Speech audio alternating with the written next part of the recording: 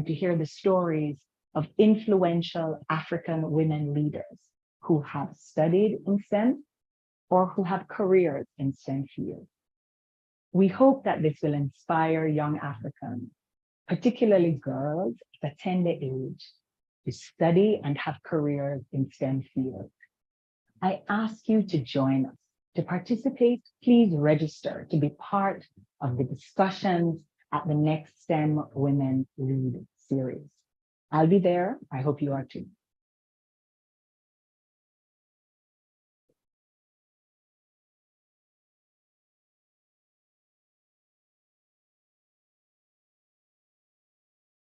Science, technology. Across the world, women have systematically been tracked away from earning STEM degrees, despite the fact that more women enroll and complete higher education degrees than men.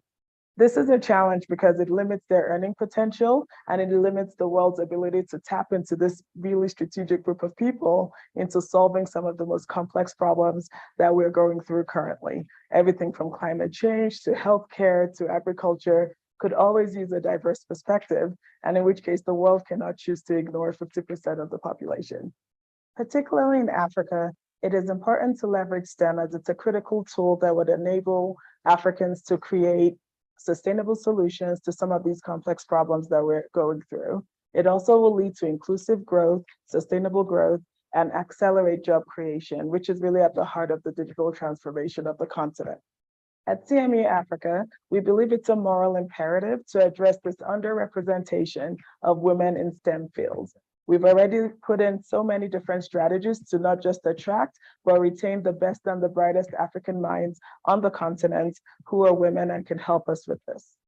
The STEM Women Lead series is one initiative as part of our broader plan to really address this underrepresentation. We've partnered with the World Bank and the African Development Bank to really showcase the various African women across the continent who have not only studied STEM, but are excelling in this field across the world. This initiative will showcase women across the continent who are doing great things, but more than that, it will serve as an informal mentorship opportunity for the young women who will be in the audience. It will allow them to dispel the myths and the challenges that they will go through in the profession of STEM. It will showcase the different journeys. Some have had a smooth path, some have had a challenging path to success. And our hope is that each student in the audience can see themselves in these stories. We hope through this program, they're inspired, they're resilient, and they make the right networks that they need to ensure that they transition from studying STEM in high school or in undergrad, all the way to pursuing higher education and graduate programs. Register and join us on December 1st to be part of this very important discussion, and we look forward to seeing you there.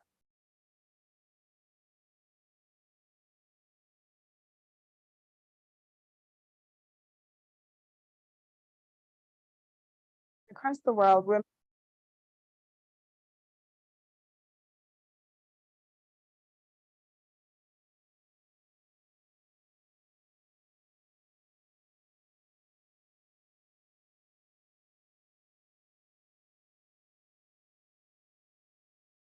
You know what I think I in the whole world. So, if you don't give a fuck, yeah, she know me get a girlfriend. So what if I, what if I, what if I, what if I go? She know me got a woman on me bed. What if I, if I, what if I, yeah, she know that girlfriend. So what if I, if I go? She said, she know me got a woman. What if I? DJ Stop B. She got a man, now she wanna get down. Wanna party till the sun goes down tonight. And me, I got a girl and I don't really mind. Me, I just want to grab your waistline tonight. Oh, yeah. The way you wind your body for me, they make me want to you, mommy. I'm a little wine, wine. The way you wind your body for me, they make me want to dash you cocky. I'm a little wine, wine. Ooh, yeah. I just want some little fun. they go little flex, they go little wine, they go something tonight. Oh, na. I just want some little wine, little fun, little flex, they go something tonight.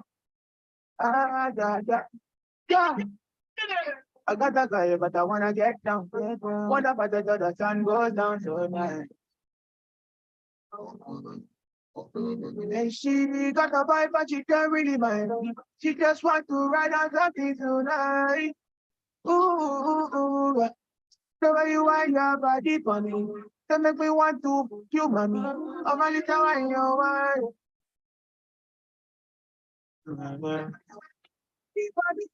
They make me want to dash you back it.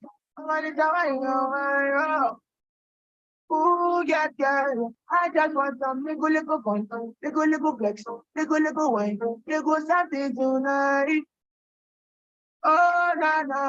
I just want some little fun, little fun, little flex, little something tonight. Ah, yeah. Yeah, I just want some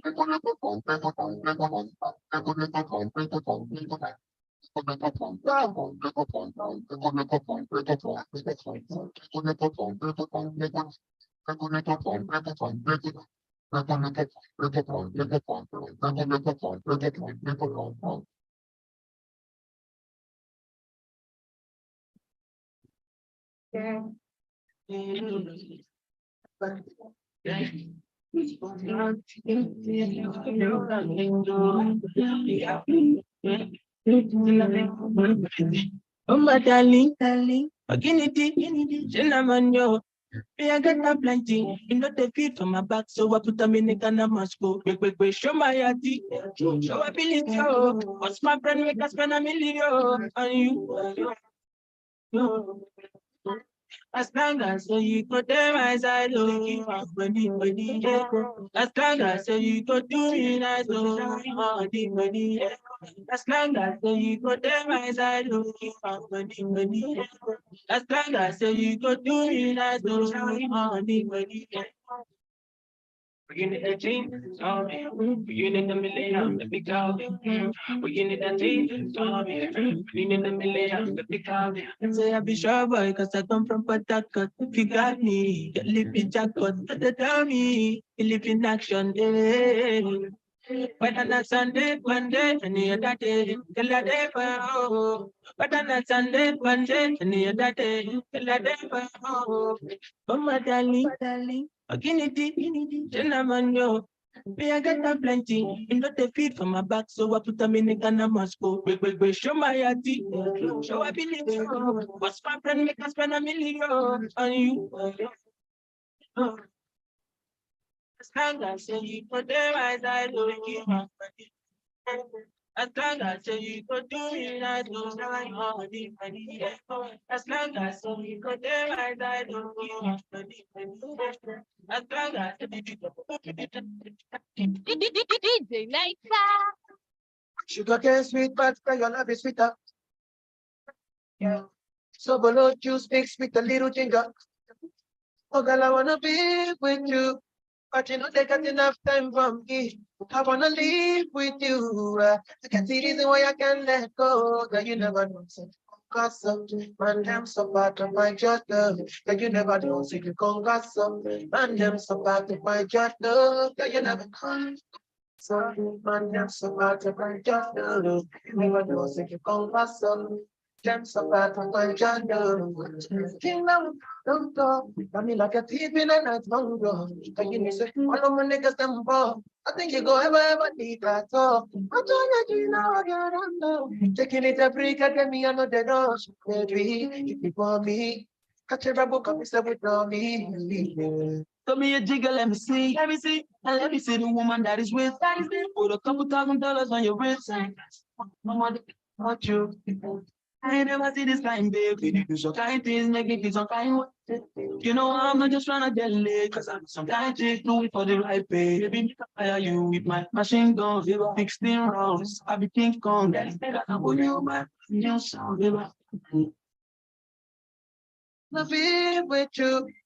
You know, they got enough time for me. I wanna live with you. I can't see the way I can let go. Cause you never know, so come back so.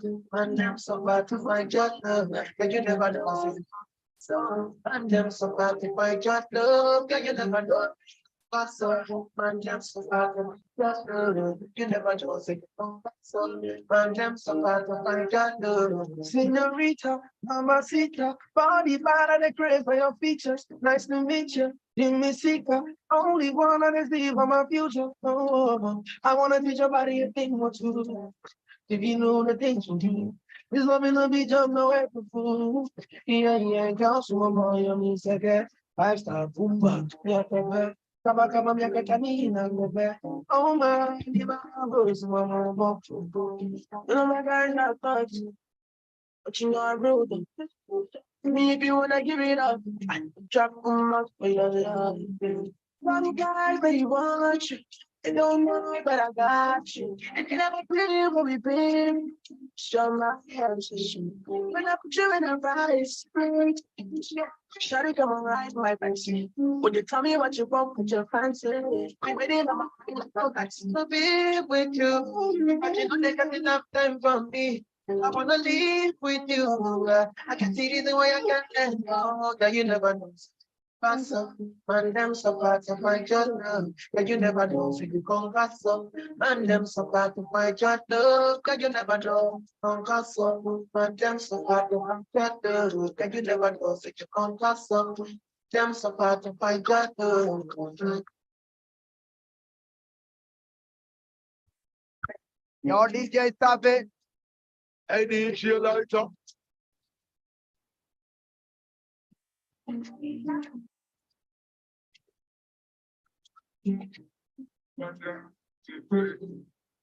Every little thing you do to me, it's sweet to me for body. She never feel for love me. Oh. Yeah, boy, let's make her go crazy. I'm gonna say you sure for me. Say make a we drama. Oh, man, no good and real.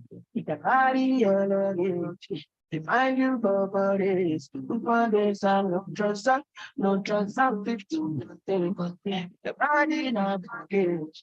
You know, see, I'm falling for love. You speak, love the overdose me. You, I want, in love, the white thing, come, oh, but you, I'll be over, think about. I can't only plenty, tell me dear. I want some love it tastes like this. Got my money in my pocket like this. Bitcoin in my wallet like this. Wisdom in my knowledge like this now. Oh God, I know they follow man. But you are my job to consider. Hips to a letter, keep a touch. She signed by me, then it's another graph. Live to die another day for you, baby. Hit my Casanova ways for you, baby. The only time that you say that you hate me is when I take the last slice of pastry. Now I'm on the run. Loving you till kingdom comes, but you drive me crazy. Said someone, still my billboard baby. My number one, they be. I'm not get it, I mean like by me. I just wanna be there when you need me. Baby, now your matter, I did sing all day, yeah. Can somebody say ra ra ra? Your DJ stop it.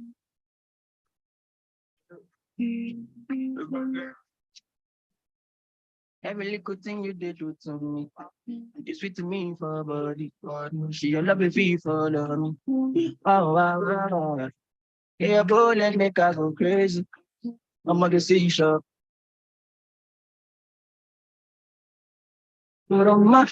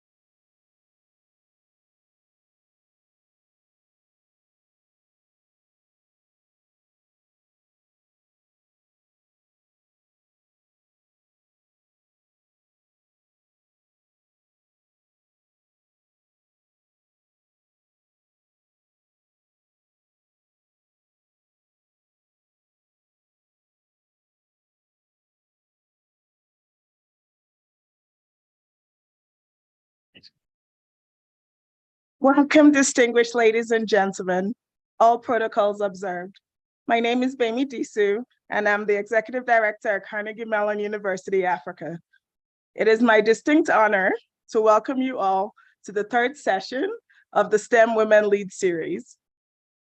About a year ago, Roland Price from the World Bank, Isa Torre from the African Development Bank, and myself, representing CMU Africa, came up with this idea to partner and launch this initiative as a platform to inspire African youth, particularly young girls and women, to study and embark on sustainable careers in the areas of science, technology, engineering, and math, commonly abbreviated as STEM.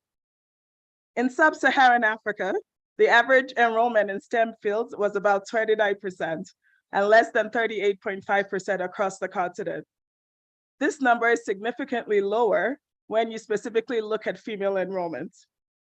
In many developed economies, such as the US, over 2/3 of jobs and about 70% of GDP are attributed to STEM-related activities. For Africa to achieve sustainable and inclusive economic growth, as well as maximize the benefits of the digital transformation driving the fourth industrial revolution, we need more Africans to be skilled and upskilled in STEM fields. At CMU Africa, this is core to our mission of educating the next generation of African tech leaders and innovators. We offer 3 graduate degree programs in electrical and computer engineering, IT, and artificial intelligence. Just under 30% of our 300 students are women, and we have launched a plethora of initiatives to continue to increase this number and provide the necessary additional support that they need to persist through the program and successfully transition into the workforce. Just this May, it was a personal point of pride for me to see that 3 of the 4 student awards granted for excellence in academic performance were female recipients at CMU. Thank you.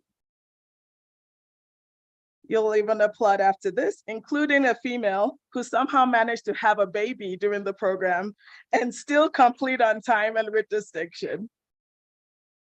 So we know that with women, nothing is impossible as long as they're encouraged, mentored, and have a solid support system.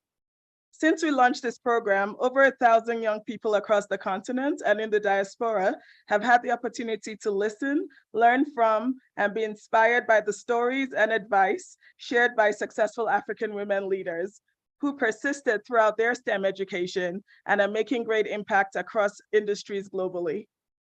For today's event, we're joined by 160 guests here with us in the audience, as well as over 400 who have registered to join us virtually. We're excited to have over 150 students representing 24 high schools and universities across Rwanda today. A round of applause for those students. In addition to the 3 fantastic speakers we'll have on the panel today, we also have an exceptional group of accomplished leaders in the audience. We have senior representatives from the embassies of the United States of America, Sweden, Democratic Republic of Congo, Turkey, and the High Commission of the Republic of Zimbabwe.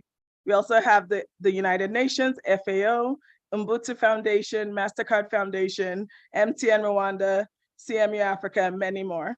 Can you all please rise to be recognized?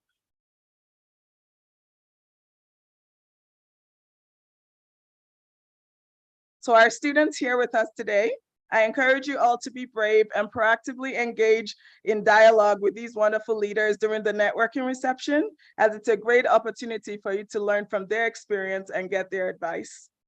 I will now like to welcome my sister Isa to the stage to introduce our 3 dynamic speakers and get us started with today's dialogue. As Isa comes up to the stage, I'd like to remind our students, both online and offline, that you'll have a chance to ask lots of questions, so start thinking of them now as you listen to the speakers. After the panel, we'll hear from Roland from the World Bank in closing remarks, and then proceed to the networking reception. A round of applause for Isa as she comes up.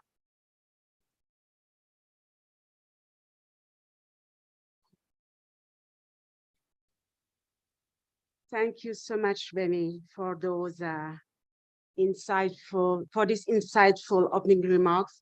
Good afternoon. I've been introduced by Bemi. I'm Aissa Touressar. I'm the country manager of African Development Bank here in Rwanda. And I'm very honored to be the moderator of the last edition of the STEM Women Lead series. We had two over the year, organized, as Bemi has said, by the World Bank, CMU Africa, and African Development Bank. So I think I won't go to the objective of what this series are about, because Bemi has done it. So I will, ahead of the panel discussion, just give you a brief presentation of how this afternoon will be organized. I will very soon introduce our distinguished panelists, three wonderful women you will know by yourself, and then have an interaction with them for 20 minutes, and then open the floor so that you can interact with them. So get your questions ready in the room, and then those who are connected. So the first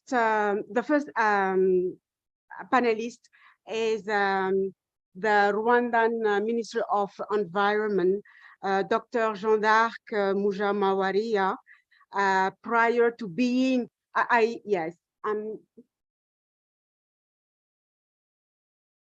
thank you so much, Honorable Minister, for making time. We know that you're very, very busy, but I think that it's a very good opportunity for you to be able to engage with our young students. So as I was saying, you are currently the Minister of Environment of the Republic of Rwanda since 2019, but prior to that, you have been ambassador in Russia. You have been also director of the Kigali Institute of Science and Technology from 2011 to 2013. Hold your breath because it's very long. You also have, Honorable Minister, serve as the Minister of Gender and Family Promotion from 2008 to 2011. You have been Minister of Education. You have been State Minister in charge of Higher Education from 25. Some of you were not born, to 26. Then Minister of State in charge of Primary, Secondary Education at the Ministry of Education, Science and Technology. And yes, from 23 to 25. Honorable Minister is the holder of a PhD in physical chemistry from the Indian Institute of Technology. It's Roorkee in India. She's passionate about environment conservation, efficient natural resource management to achieve sustainable development and green growth for Rwanda socio-economic transformation. Welcome, Minister.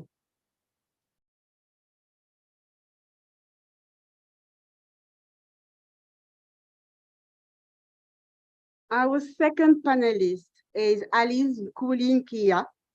Sorry. Alice is the current country director of Business Professional Network, a leading business development service provider in Rwanda, and she has been in this position since 2011. Prior to coming back to Rwanda, she spent over 15 years abroad as the project manager, product developer, department head for renowned Swiss firms in the IT and in the bank sector. She has been working in Switzerland, in Germany, in London, in New York City, Hong Kong, and Singapore. Alice holds a Master of Science in Economics and Computer Science from the University of Applied Science at Worms in Germany, as well as a Master of Science and Information Management from the University of Constance, Germany. Alice is a board member also, despite her very heavy work. She's a board member of RDB, which is government institutions, which is responsible to accelerate Rwanda's economic development by enabling private sector growth. She's also board member of a leading bank here, the I&M Bank. Alice, welcome. Our third and last panelist is Carol Karema Jenny, the General Manager of IT and Business Transformation at Equity Bank Rwanda. Carol is spearheading various digitalization projects and enabled the bank to meet the international standards when it comes to IT service management, information security, and payment card certification. She's passionate about technology, and she's a specialist with over 21 years of experience in IT strategy, digital transformation, solution architecture, and program management. In her various roles prior to the current one, she has worked for Christian Venture, Capital Brokers, and MTN Rwanda, where she was for both in all institutions at the forefront of designing, implementing IT strategies and solutions to drive innovation, business efficiency, and continuity. Alice also serves in many boards of companies and NGOs and is actively engaged in activities of empowerment, education, and ensuring financial inclusion of women. She holds a Bachelor in Management Information System from Central Africa, an honor degree in commerce with honor in informatics and master's information technology from the University of Pretoria, as well as a master in business administration from the University of Nicosia. You will welcome Carol. You will agree with me that we have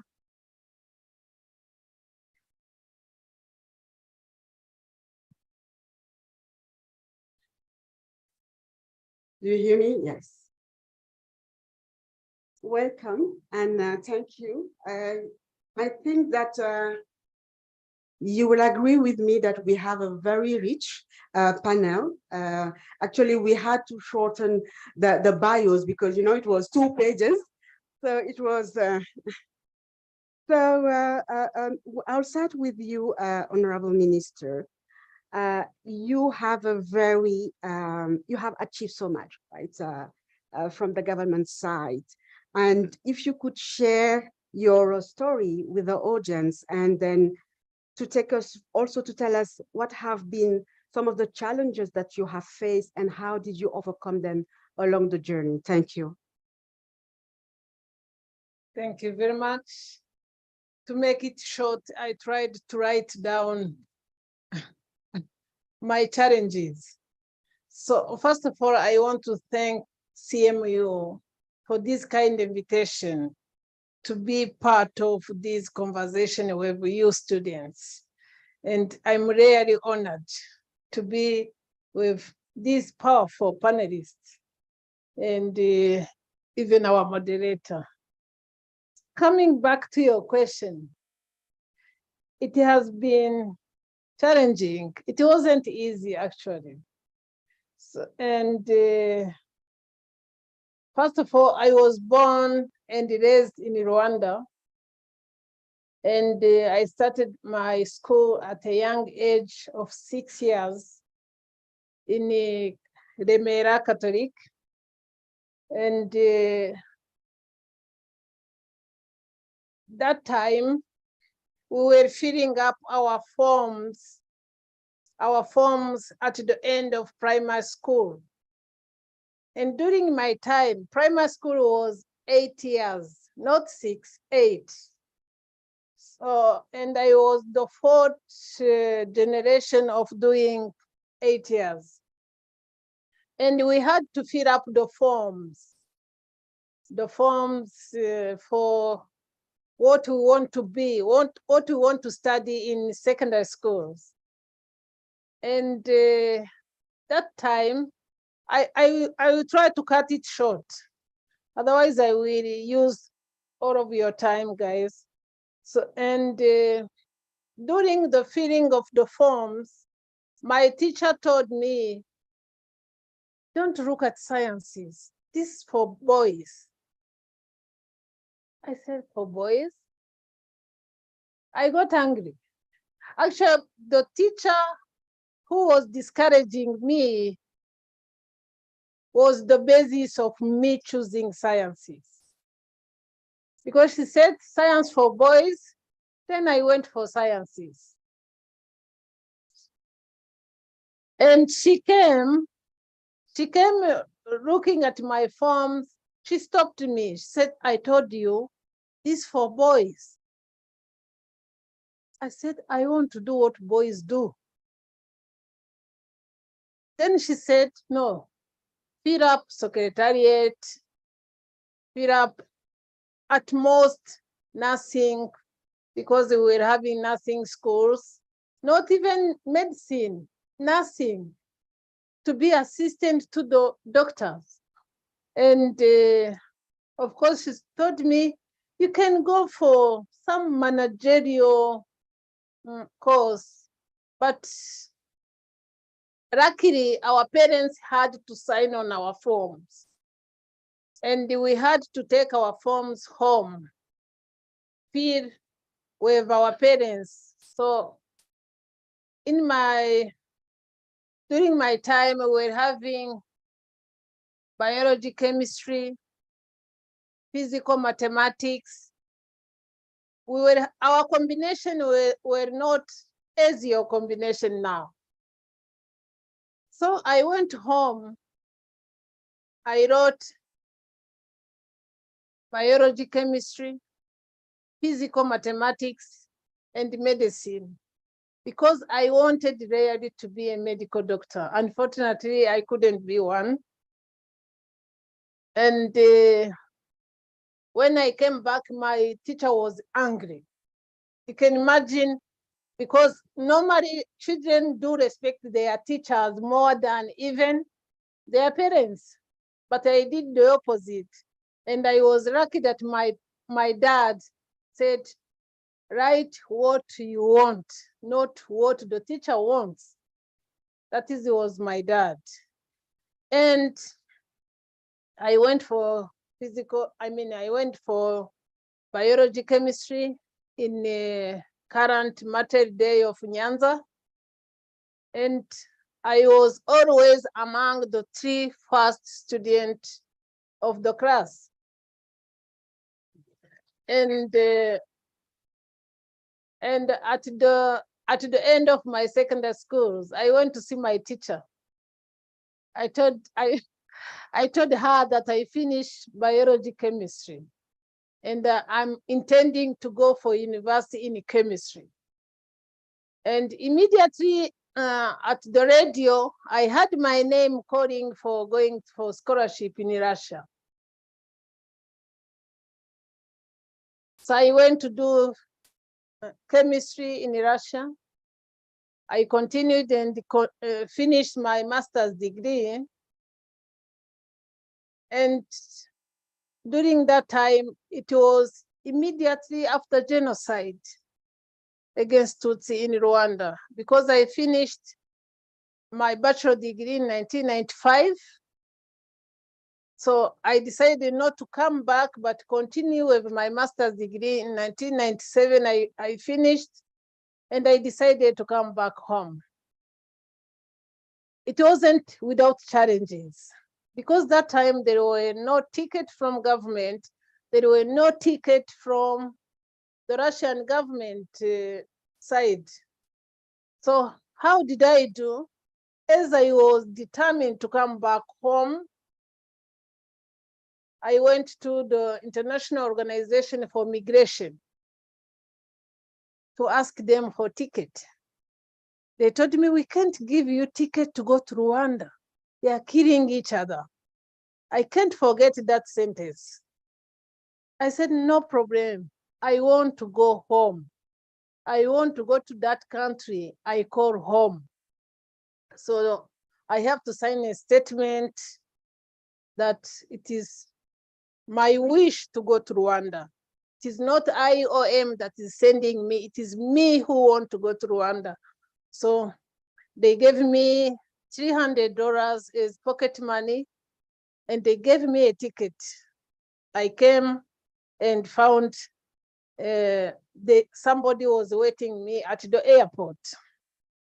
So, and to cut the story short, the teacher that was discouraging me was I made that challenge into opportunity.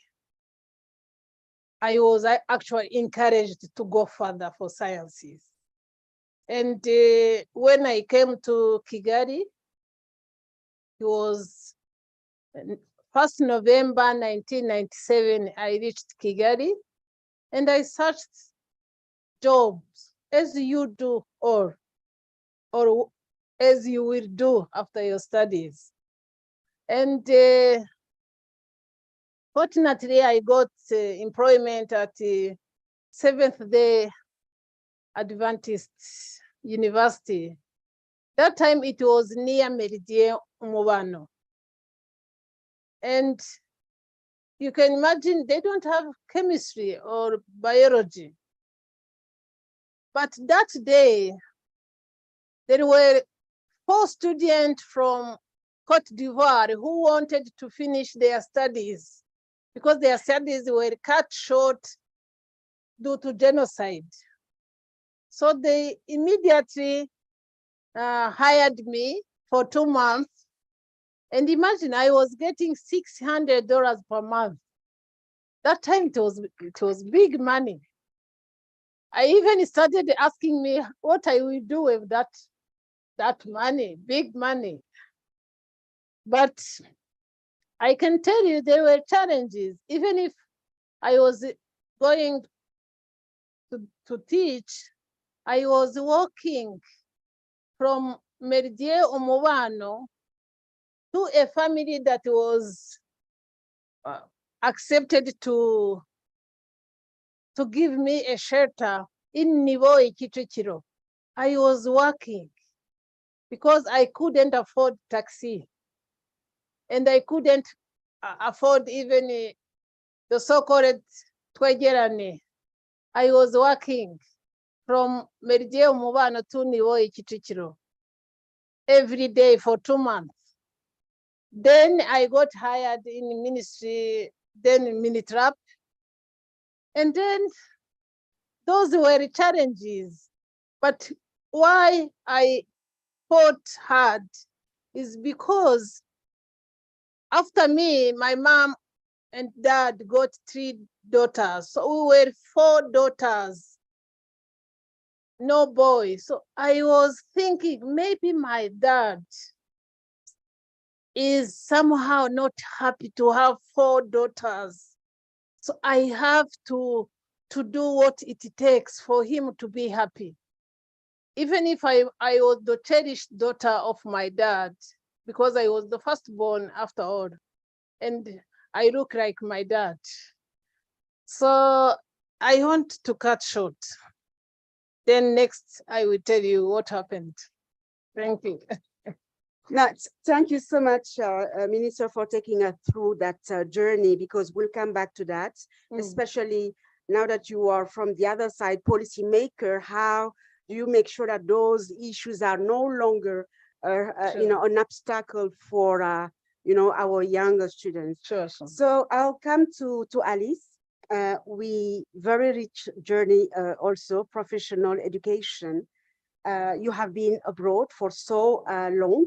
So if you can tell us what that experience has been, especially, I remember when we had the discussion. So I think you have a interesting story for the audience. Over to you, Alice. Thank you so much. Yes, thank you very much, Aisa, and thank you very much. Yes, I will echo the minister to thank the organizers of this event. When I look around at you young people here in uniform, it really takes me back to those days. So I know exactly how it is. And I'm very happy to share my personal journey. So I grew up here in Rwanda. And when it came, the time came to choose a profession, to choose a topic to study. Those days, the topics that we were looking at as women is exactly what the minister just said. We were looking at nursing, we were looking at becoming a personal assistant. When you made it high, you were an executive assistant. And so those are the things that we are aspiring to. And I remember my dad coming to me and saying, you are very good in math. You should apply for computer science. I had no idea what computer science is. And to be very honest, I didn't even know what a computer is, because those days, you know, it's difficult for you to believe, but those days, not everybody had a computer like it is today. So, so my father organized, he said, do an internship. So I did an internship in a bank where I was doing data entry to get to know what a computer is. And I started asking a lot of questions, and I figured out, that sounds like something interesting. So, so he motivated myself and my sister Christine to apply for scholarships. At that time, there were scholarships for Germany, and both of us had very good grades in school, so we applied. I applied for computer science. She applied for economy. We were chosen among the, we had to do the whole due diligence and exams, and we passed, and we went to Germany. And at the age of 19, we went to Germany. It was it wasn't those days where you saw you knew everything that you see on the on YouTube or Netflix. We had no idea where we were going to. We were just blind, like this big world that we had no idea. So we went there, we learned German, and so we started at the university. And I remember at the beginning at the university, we had an auditorium of almost like the size that we have here. And in this whole auditorium, we were 3 women. There was a lady from Iran, there was a German lady, and myself. And I remember all the professors, whenever they came in, they looked at me like, okay, and then they would continue, because they were wondering, like, what is this person doing in the room? You know, a woman, a Black woman in such a technical context. And once I remember even a professor, I asked, math was my favorite topic. So it was an algebra lesson. And I raised my hand, and the professor looked at me, and the classes were in German. So we had time to learn the German language. And he looked at me and he's like, do you want to tell me you know what I'm talking about? And yes, so it's very important. It gave me exactly the same energy as the minister was saying. When he said that, I said, I'm going to do this and I'm going to make it. And as you can imagine, the students in the room, many of them were exposed to computers. They had computers at home. So they would speak, talk about, you know, hard disk and whatever. We had no clue. And so I told myself, Alice, you're going to sit down, you look for those words, you read the books until you get it. And so it was really, it required to work hard. But whenever I met those challenges, I told myself, you can do this. You have decided to be here and you can make it. And yes, so that's how the university studies continued. And the whole journey was, yes, it's never easy. But turning the challenges into opportunities is what takes you really to places. Yes, I would like to stop here for now. Thank you, Alice. I think there are some similarities, and this is not the first time that we're hearing about this one, you know, turning challenges into opportunities and, you know, going ahead of the game to be able to prove them wrong, right? So our Carol, now to you. We saw that you have a very remarkable trajectory, career trajectory. Can you just tell us more about, you know, how you end up where you are now? Yes. Thank you. Thank you very much, Aissa. But before starting, I would like to again thanking the organizers. I think I'm privileged to be here and sharing my experience with the audience. So first of all, I would like to say that my journey with STEM started when I was young. When I was young, I loved light.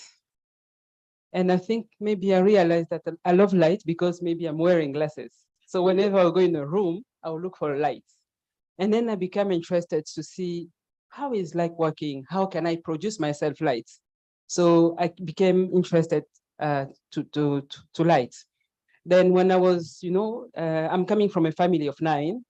And, you know, every time you have this discussion with parents, I'm also doing the same with my kids. What do you want to become after? And then I wanted to be an electrician. And there's no study for electrician.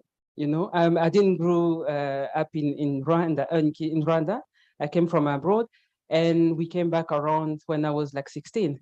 So I joined the school, and when I was done with my secondary school, I had to now thinking about university.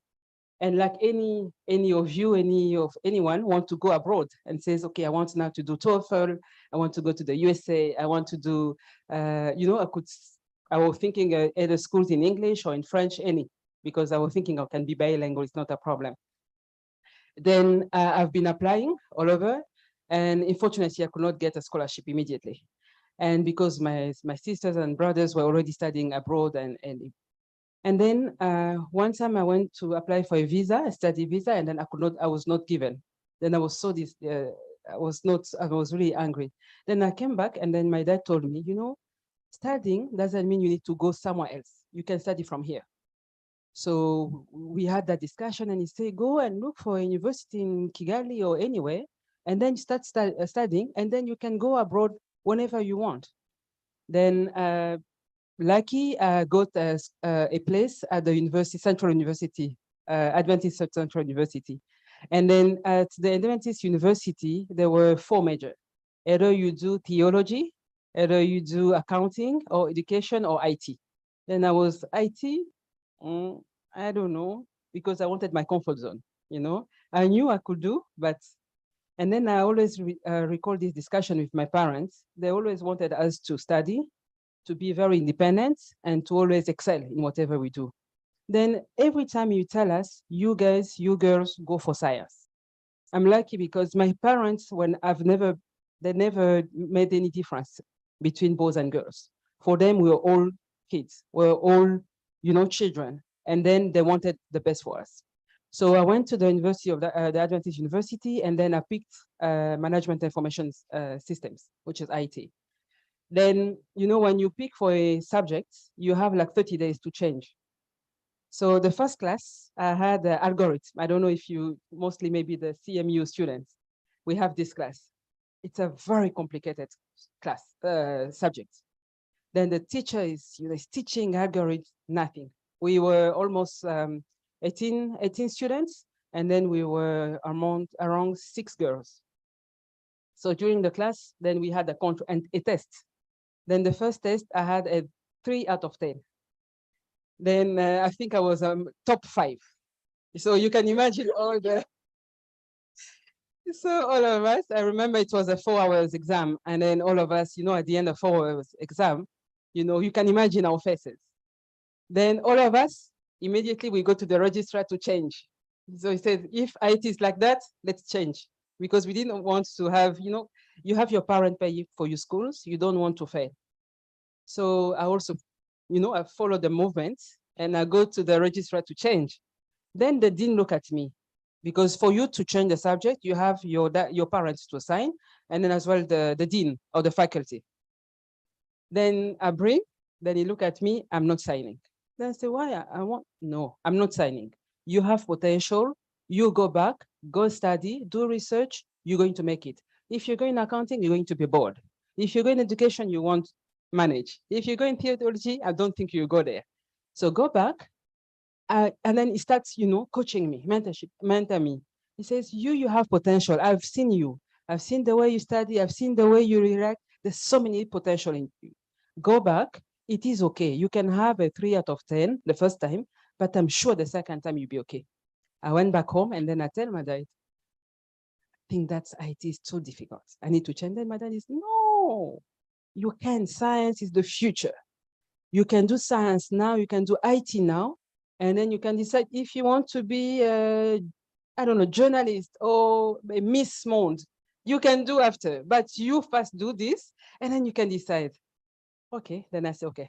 If these 2 people are telling me they're seeing something that I'm not seeing myself because I'm young, let me go. And remember our culture, you really, you know, you listen to the elder one.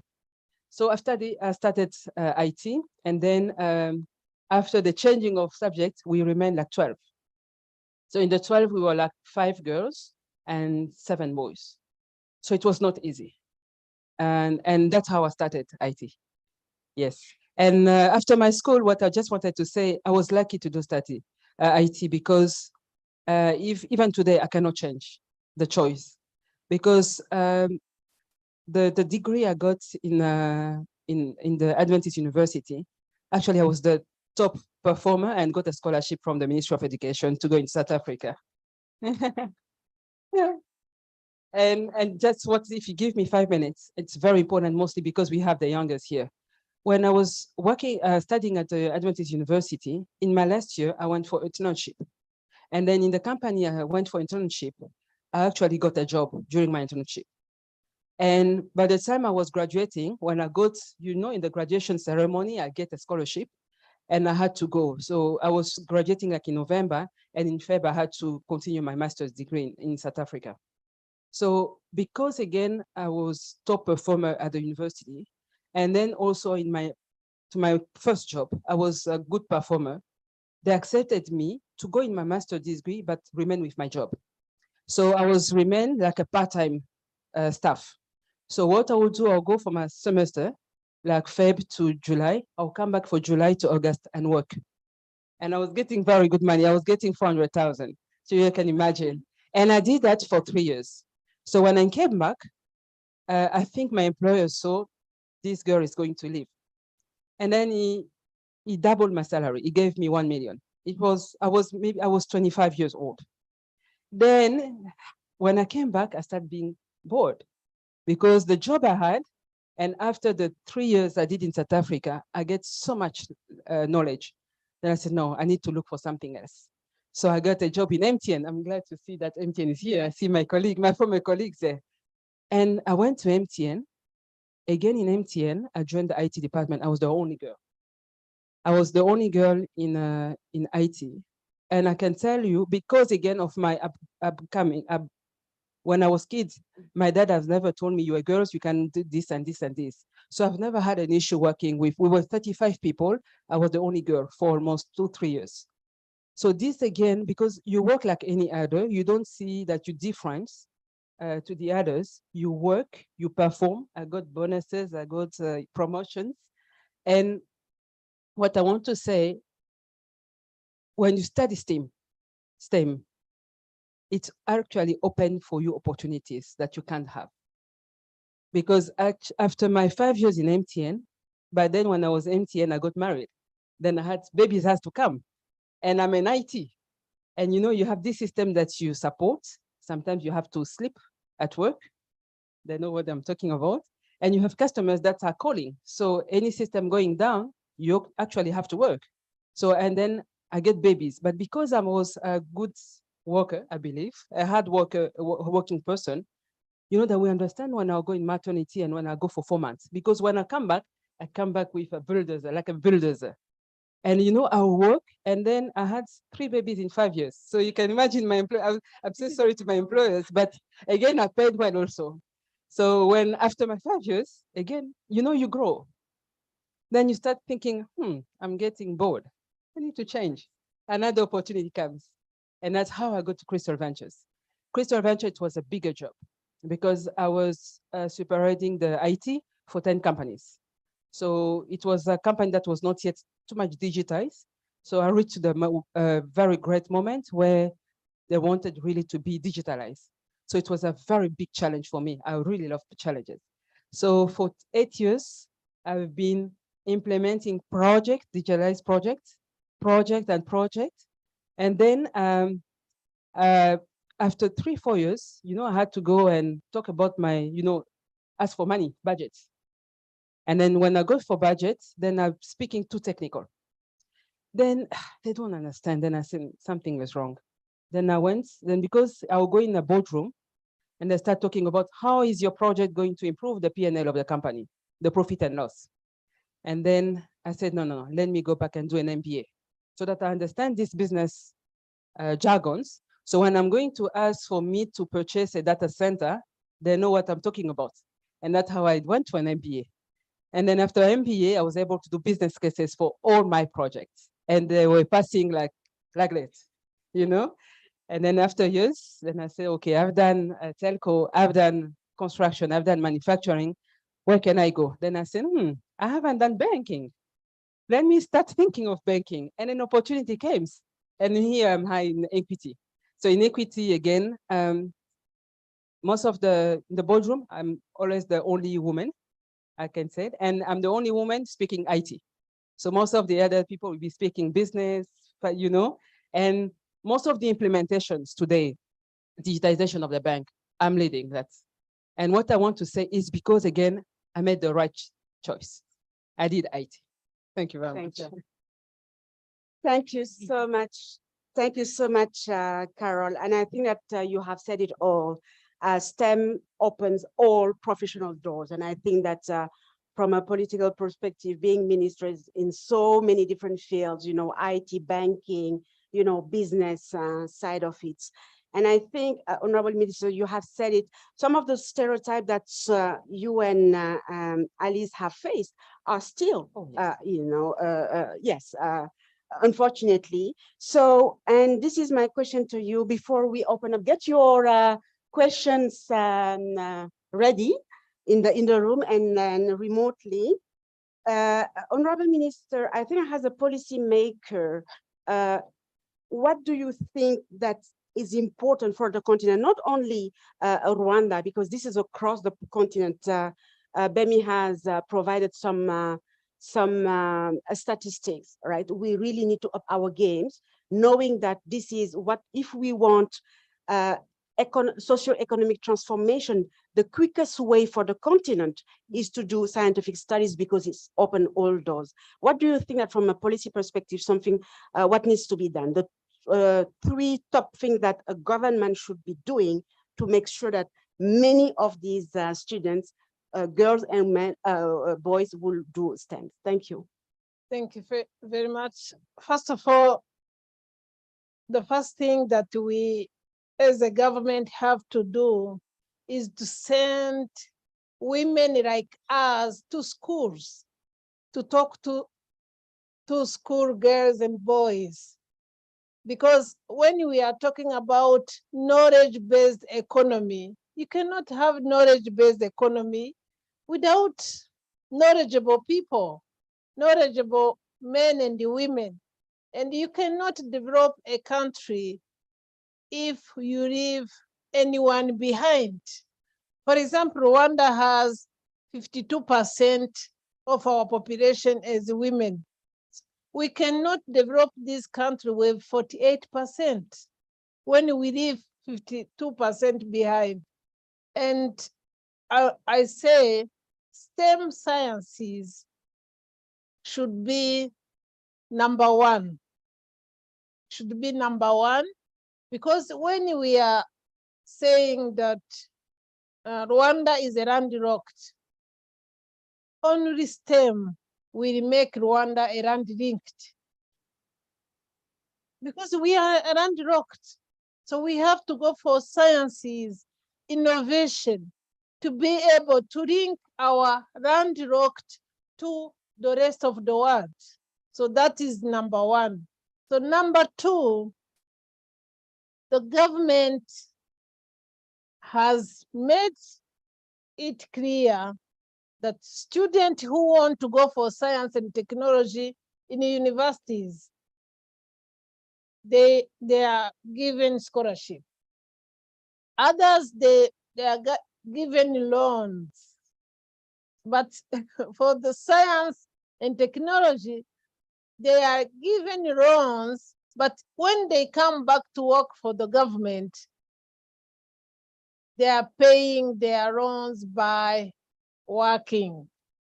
You get me? And thirdly, go for your choice and choose STEM. And because government has chosen STEM to be the road to our sustainable development.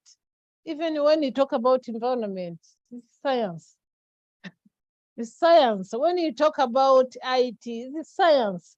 When you talk about digitalized banking, it's science. So girls and boys go for sciences because government has taken a decision to promote sciences and without leaving anyone behind. And remember, some of you always are praying for strength. You know how God answers your prayers? By giving difficulties so that you become stronger. Thank you. Thank you, Minister, for those wise words. So landlocked to landly. And I think that this is very powerful. And I'll come back to Carol and Alice. Any question in the room? Who has the mic? I don't see any hands. This is not okay. Oh, okay. I don't have glasses, you know, so.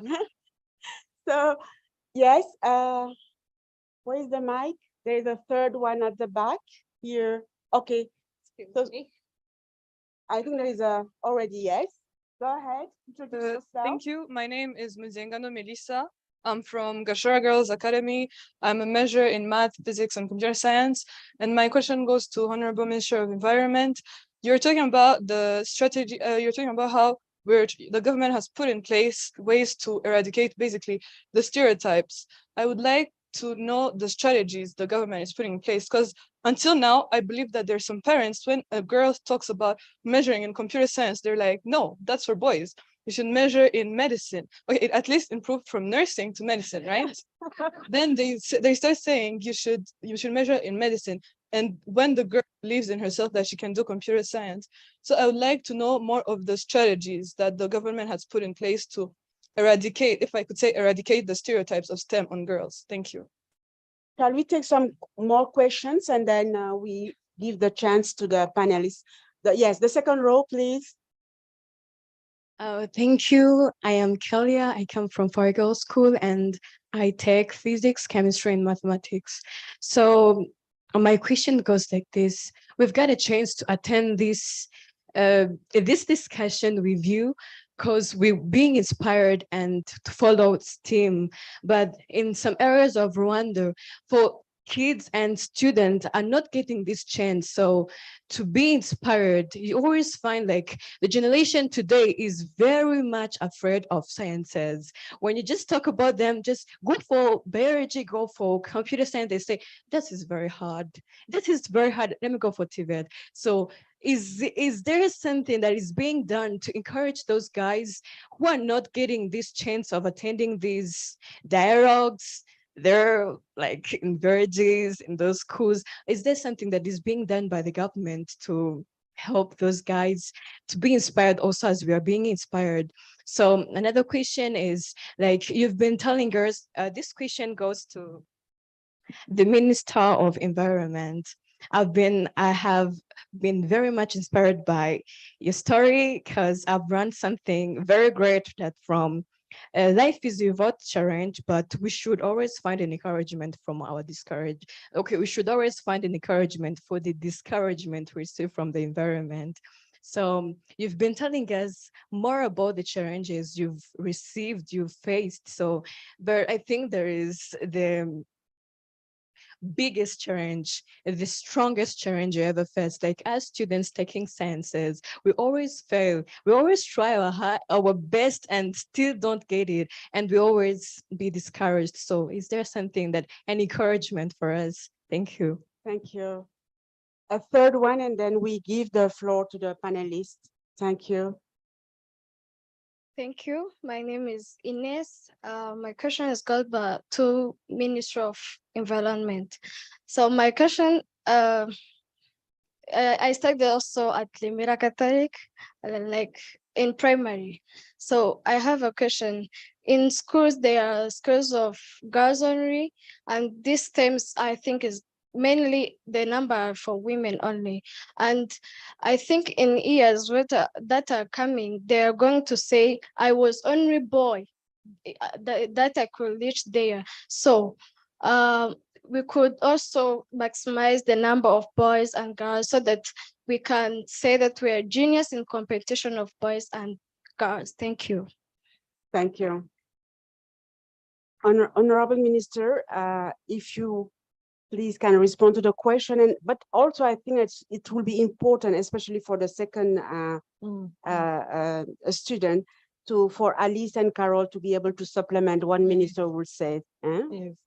Yeah, thank you very much. And thank you, student, for the very nice questions. What the government is doing to end stereotypes. So first of all, in our revised gender policy that was revised in 2021, it is stated very clearly that the importance of continuous promoting gender equality and equity in education is foundation for sustainable development.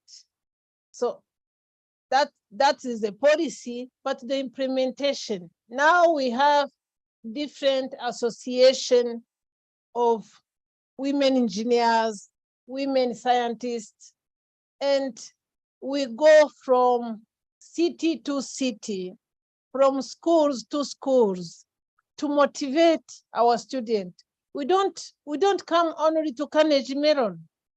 We go to Nyaruguru and Nyagatare, we go to Rurindo and Rutsiro in those schools to tell our stories so that students will not think that they are marginalized or they have challenges. And remember, those challenges are the ones making you stronger. Sorry. Excuse me. And we will keep going to schools, and we will keep meeting school children, not only school children, but even teachers, because teachers should know that they may be a problem or a solution to the student destiny.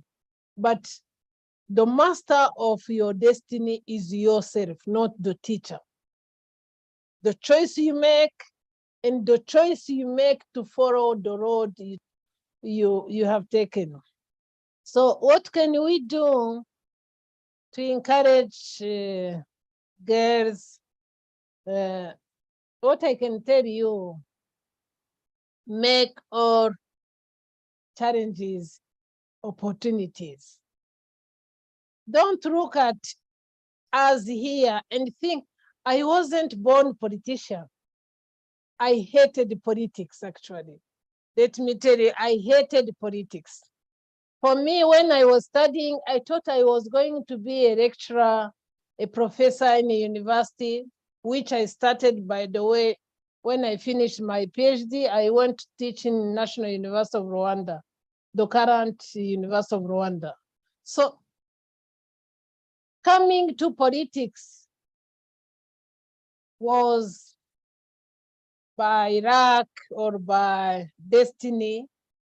And because I did sciences,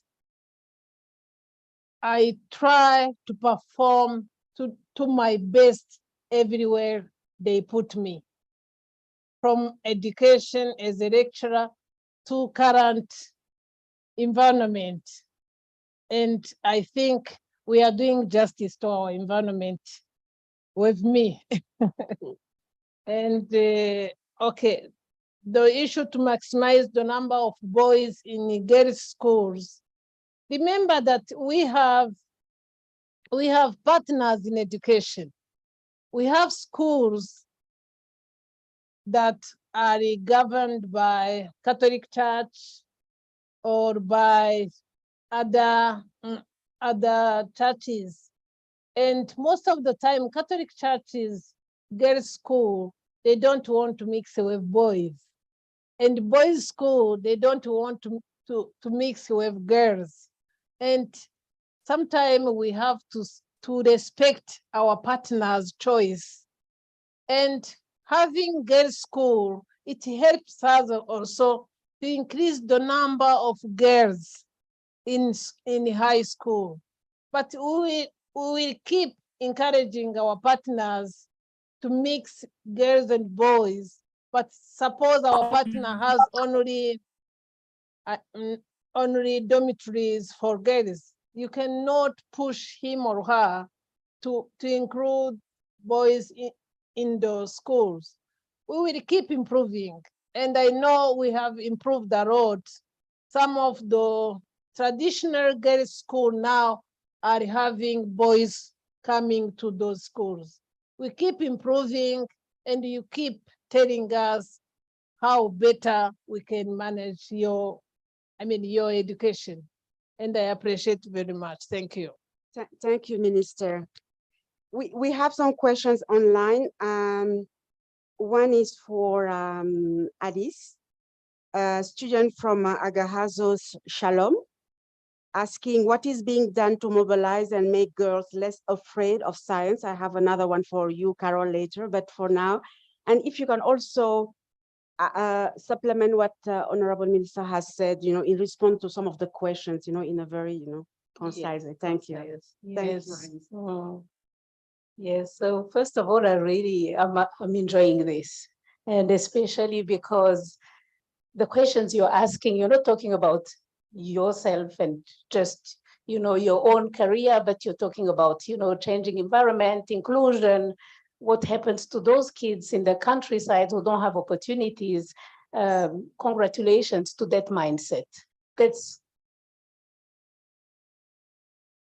That's the beginning of a promising career, because as you heard from the different testimonies, the opportunities that we received, the responsibilities that we received, is because people have seen that we take responsibility, that we work hard, that we provide solutions. So I encourage you to continue to do that.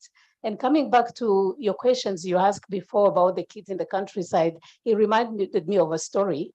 Here in Rwanda, in Bugesera, I was traveling with some with Wazungus, and a lot of kids were following us, running after us, and I like interacting with those kids. And I often ask them, so what do you aspire to? What do you want to do when you're bigger? And most of the time they start giggling and laughing, and many of them would tell me, we will be cultivating, supporting our parents. And there was a girl, she was holding her sister in her back. She was very quiet, and she looked at me and she said, I want to be a pilot. I said, whoa, okay, you want to be a pilot? A pilot, why? What type of planes would you like to fly? So small planes, big planes, was very clear. Big planes. Why? Do you want to travel the world?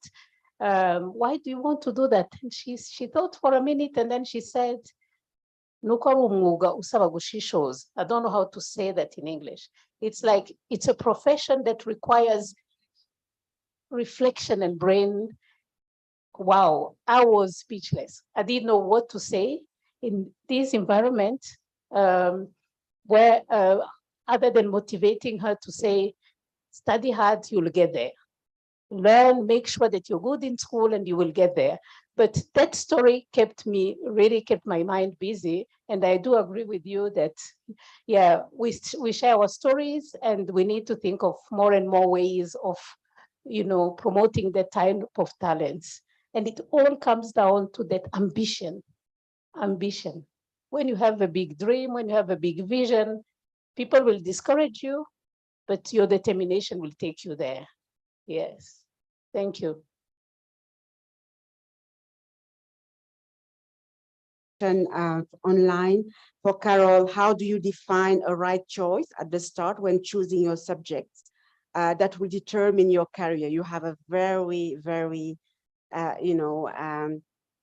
wide career, IT, banking, etc. So what would you think that is important when you make that choice?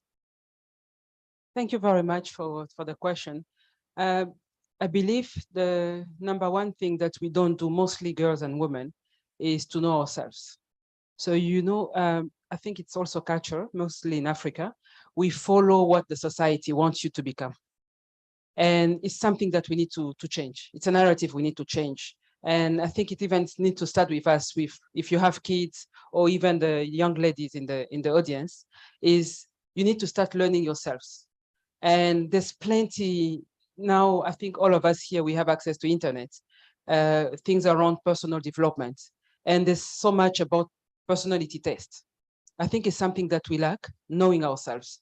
Because once you start knowing yourself, that means you start defining your aspirations. Alice just mentioned aspirations. And you start defining, okay, this is what I want to become in the next 3 years. 5 years. I believe if you ask, maybe now the generation of today, they're much open, they know how to respond, but most of the young generation, they don't know what to say, what they become in the next 3 years. And it's something that where we need to start. So that's how we start defining your choice. First knowing yourself. Once you know yourself, you're able now, and then you start knowing what your aspirations are, you're able to know now how do you fill the gap between who you are and what is your aspirations. So if, for example, for the young girl that want to be a pilot, you can imagine what she needs to be a pilot. You need to study science, for example. And then you start looking for a school that will teach you what you want to become. So that's where you start getting your right choice. Of course, and then mostly, again, in Africa, in our culture, you can have mentorship from your family, for your friends. Of course, you may have an advice when somebody tells you go to nursing. I don't think it's right. And I believe today in the world we are in, again, it depends again of the financials, maybe means of the family.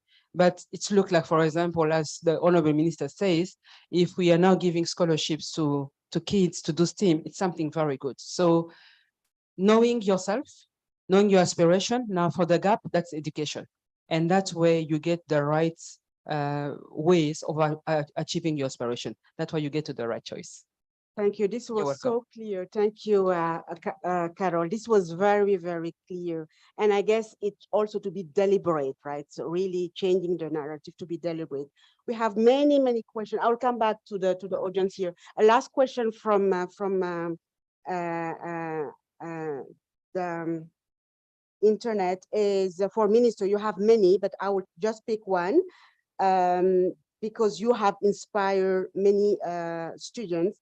And one is asking, what advice will you give her and so that boys and girls in science accomplish, the question is not clear. What advice would she give to the girls and boys in science to accomplish, I guess, the real scientific success to improve sustainable development? I don't know if you get the question. Is I think it's,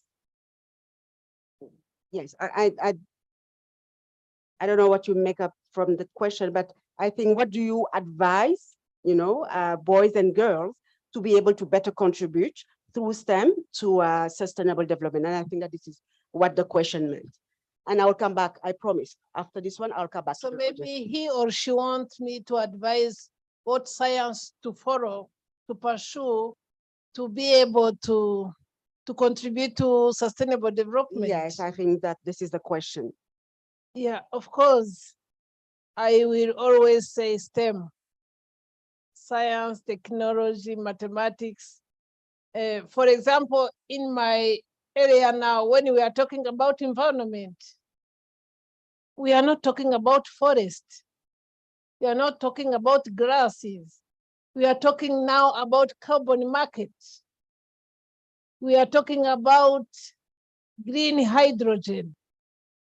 When we are talking about reducing gas emission, we are thinking about how to manufacture electric cars. So how to manufacture electrical motorbike. Think about that. So to be able to manufacture electric cars, you have to go for electromechanics in the university. So to go for electromechanics, you have to have physics, mathematics, and biology, or physics, mathematics, and chemistry to be able to go for, or you go to TVET. I want to come back. TVET is not for the weaker. No, TVET is for the brain. The most powerful go for TVET. Because now the policy on TVET has given opportunity to come from TVET to engineering, but go for math and sciences, other sciences, if we want really to contribute to sustainable development. IT, you need mathematics. We are talking about digitalizing our system, digitalizing our government system, our government services, digitalizing our banking system. By the way, in banking system, we are ahead of many countries because I can be in South Korea and pay my electricity bill being in South Korea using my bank account and pay my electricity bill. So you go for sciences if we want to contribute to sustainable development. Thank you. Thank you, Minister. Thank you. Maybe coming back to the audience here, maybe the second row, can we diversify it a bit? Yes, this side, I see I don't have my glasses, I'm sorry. Yes, that. Hi, Yes. Hi, I'm Rina. I represent Green Hills Academy. I do biology as a higher level, chemistry and physics. My question is specifically to Ms. Karema. You said that you you focused on IT for most of your career. I wanted to ask about the transition into doing business management as a master's and how it affected you and your career and how it improved or maybe disadvantaged you in any way. I also have a second question to the Honorable Minister to ask about, for example, the women who are actually disadvantaged by sexism and misogyny and now are older and not unable to access the same opportunities that us young women have now in Rwanda. I was asking what the Rwandan government is doing for them. And yeah, thank you. Thank you so much. There is a question just behind. But boys also ask questions. Don't be, intimidated. Okay, Good afternoon, everyone. My name is Wendy, and I'm a student of Rivera High School. And I would like to direct my question to Ms. Karema. So I know that in the STEM fields, sometimes women, I don't know how, but the stereotypes, it makes you feel like maybe taking on the role of a man in a way. And I want to know how you maintain that good work-life balance. You talked about how you had to take time off to, get married, have kids. Like, how are you able to maintain that while still being, the professional woman that you are and being able to avoid burnout in the workplace? Thank you. Thank you, Wendy. A last question from the room. There is a boy here. Can I? Yes. Please. I'll come back to you later. Yes, in the middle here. Yes. Thank you. My name is Jose Gutorgonimana. I'm a student from College State Andre. I just want to ask you, Minister of Education, about, he said that, Minister of Environment, he said that TVET is not for weaker, it is for the one who has a brain. And many students who study in ordinary level, they just want to follow science at advanced level, but when they become to the result of exam, they seem that they have gotten WDA or TVET instead of getting science that they have asked to get. And you have said that you are encouraging us to follow science. What can you say about that? That happened to the students who need to study science and get TVET instead of science? Thank you. Thank you, Joseph. I think that we can go to Minister to respond, globally to the questions, and then Carol, and I'll come to you, Alice, for one question online. Thank you, and then we need to start wrapping up. Thank you. Yeah, thank you very much, and thank you for your questions. I got two questions. One asks about what the government is doing for older women to access the opportunities as you are doing. What the government is doing is that the government is not discriminating by age. Anyone can go back to school. Anyone can go back and pass her or his national exam to go for let's say for higher education, for secondary school. You have seen recently an old man who is 80, who went to primary school. So there is no discrimination by age. If you want to go back to school because you were not given opportunity before, please do it. And there is no, there is no limit to study. We keep studying. Even me, who is now gray hair, I'm still studying. I'm still studying, I'm still running. The opportunities are there. Please tell those women who want to go to school, who want to go to universities, the doors are open. And students who want to do sciences and they are oriented in other subjects, I think the orientation students are given now, it depends on the subject they performed better. If you perform better in entrepreneurship, if you performed better in physics, for example, you may be sent to physics. But if you had, I don't remember the marks, if, for example, you had 5 in mathematics, you had 6 in biology, 6 in chemistry, it is very hard that they will send you in sciences. But if you had 1 in each subject, you are free to choose. And the Ministry of Education has given green light for students who were not happy with orientation to go and change, and students got what they wanted. Thank you. So, Carol, yes, to the questions. I have 2 questions. I'll start with the first one on the transition to studying management. So as I explained, I was working for Crystal Ventures, and because I've been working in IT all that long and a master's, so sometimes you, and also I think that's one of the challenge we have when we're in IT. We tend to speak technical jargons, you know. There's a problem statement that you want to resolve.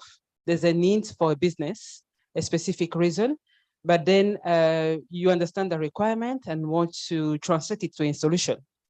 And sometimes for you to translate that in solution, you know, you intend to explain it in technical terms. And that's not life. That's not in real life how it should happen. Because when you're building a solution, eventually it's going to service or support somebody for a reason. And that person needs to understand what is going to, the expectation. You need to understand the expectation. So when I was defending most of these projects, it was difficult to be approved. Because at the end of the day, what a CEO of an organization is looking at, he wants to see what is that solution, what is the value of that solution for that company?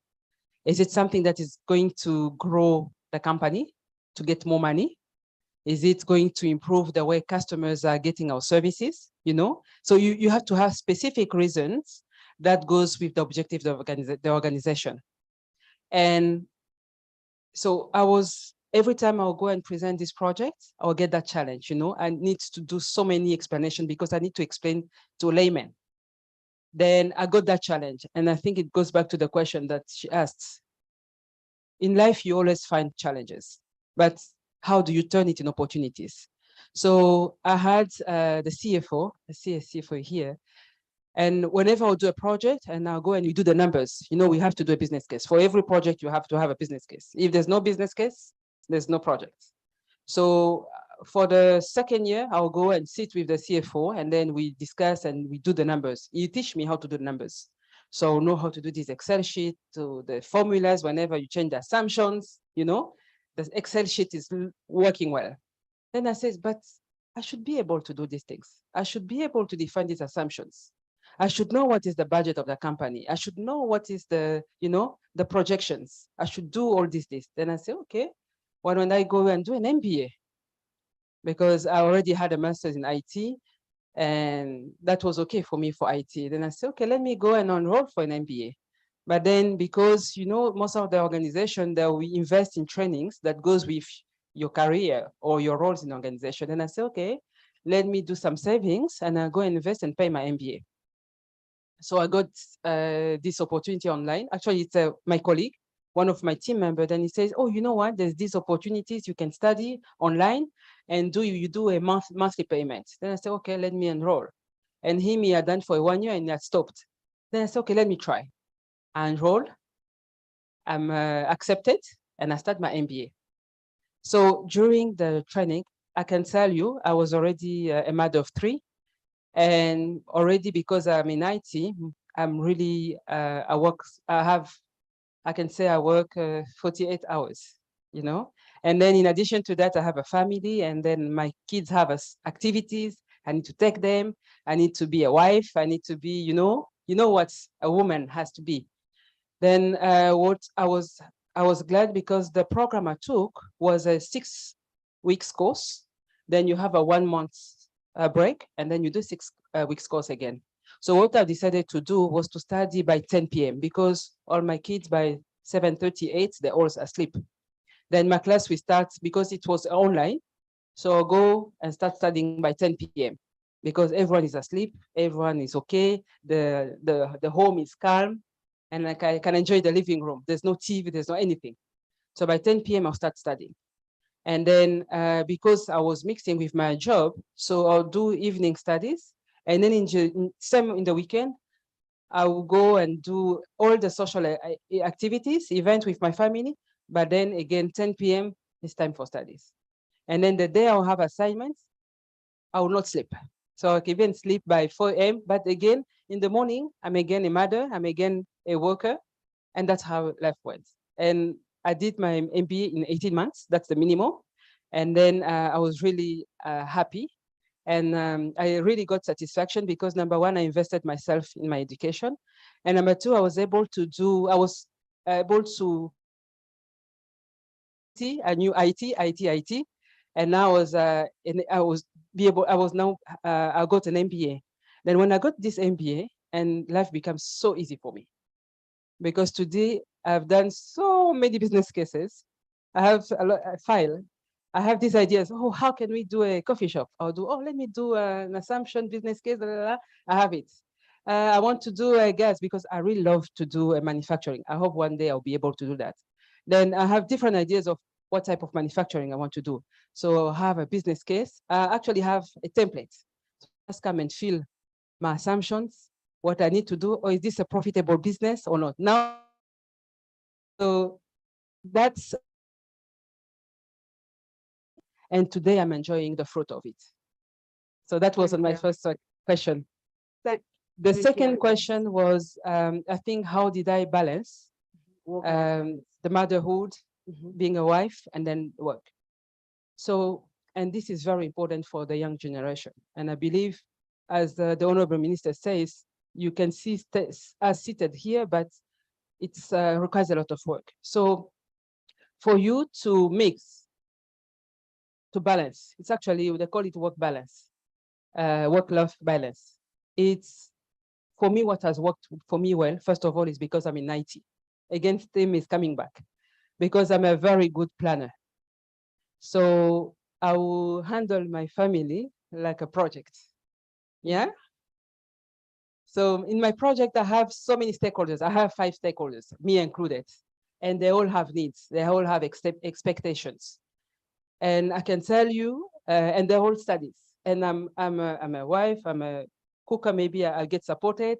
I'm a teacher of my kids, I'm everything. I'm a coach for sports, for activities, I'm everything. So, but what I managed to do, number one, is to have a very good support system. I'm glad my husband is a very good support to me, and he really helped me for everything about kids. But then what will happen, from early age, I've taught my kid to be independent, okay? So I'll be at work, but with my support team at home, I have a weekly plan for cooking, I will have weekly plan for activities. The drivers know who need to do sports, swimming, karate, football. there's a planner. So I'm a very good planner. I have planned for everything, even for holidays, for like today, now in December, I already know the days where my kid will be off for the whole year. And there's plan for that. If I want them to do a Kinyarwanda lesson, let's say for 2 weeks, they already have a teacher. So I'm a very good planner. And then I believe that is because I did STEM. Then number 2 is the support. Sometimes, again, with the African culture, women are called to do everything and be superwoman. And I've realized if you try to do everything, you're going to have burnout. I think somebody spoke about burnout. So you need to have a strong support team for the things that you cannot handle because of time. As I said, most of the time I work 48 hours a day. So I get support for the thing I cannot do. But then for example, education of my kids, I've managed to teach them very early to be autonomous. So for example, now I have my last born who's doing a primary exam, and we had an agreement. I'm busy at work, she must pay attention to school because she's the one going to school. She's not start studying when I'm getting home. So from a very early age, I taught them to be independent so that when we meet at the evening around the table to see who needs support of what, they're coming for what they need as support, but I'm not doing everything for them. So with, again, the skills of STEM, you're able to plan well, you're able to organize, you're able to have a good support system, and then you need to have a network. So I can get any things at any time because, again, of that skills. Thank you so much, Carol. You see that you can start by loving light and ending being a super planner. So thank you so much. This has been great. I think we are just getting to the end.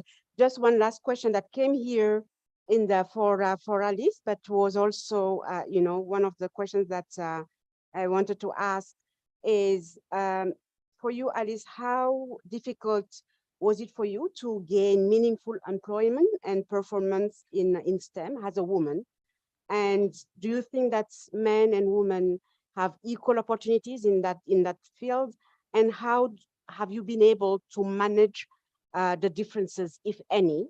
And so just quickly so that we can get to the last leg of this very good discussion. Thank you so much. Thank you, Aisa. That's a very interesting question. That brings me back. When I completed my university studies in Germany, I started looking for a job. At the time, I had, so I studied in the southern part of Germany, and most opportunities were in Switzerland across the border. So I started applying for jobs in Germany and in Switzerland. And I remember once that I got an invitation for an interview. I was really excited. I arrived and this person looked at me and he said, "So you were real?" And I'm like, "What do you mean you were real? I invited you because I could not believe that this CV is real, that you are from Africa, you studied IT and you are looking for a job in IT in Switzerland, in our country." I looked at him, wow, I didn't know what to say. Then the interview went on. He challenged me with a lot of questions, technical questions. He wanted really to find out if my degree was real or maybe both somewhere in Africa. And he will constantly say, "Oh, wow, wow, oh, wow, you're brilliant. Huh? You know all these things." And at the end, he said, "I would like to hire you." I said, "No, thank you. I don't want this job." And I had no alternatives at that time. But for me, it was clear, these are not the type of people I want to work with. And it's also something I wanted to share, that I believe it's very important in your career, especially as a girl, to never do things to please others. Do things you're convinced about. Never say yes when your heart says no. Don't do that.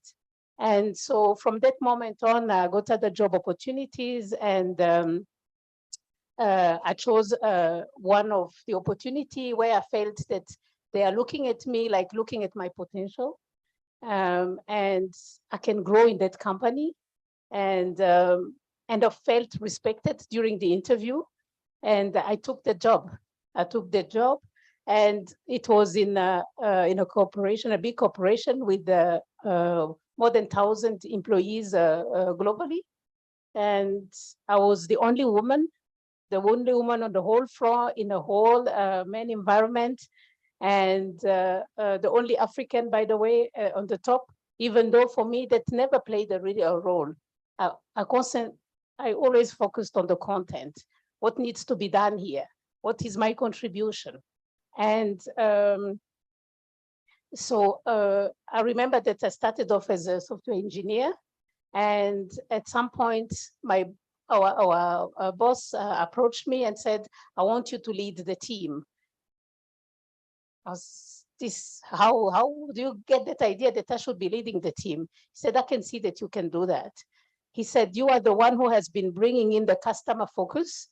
The others we were in IT, we were software engineers. It was very exciting to program things and see them working and try out new technologies. But I always said, but the customer, is this relevant? Who is going to pay for this?" So that was one of the reasons, and I think it's an advantage that we have as women, based on what you were saying. We balance a lot of things, and that gives you a big, a global view of what is happening around you, not only on your computer.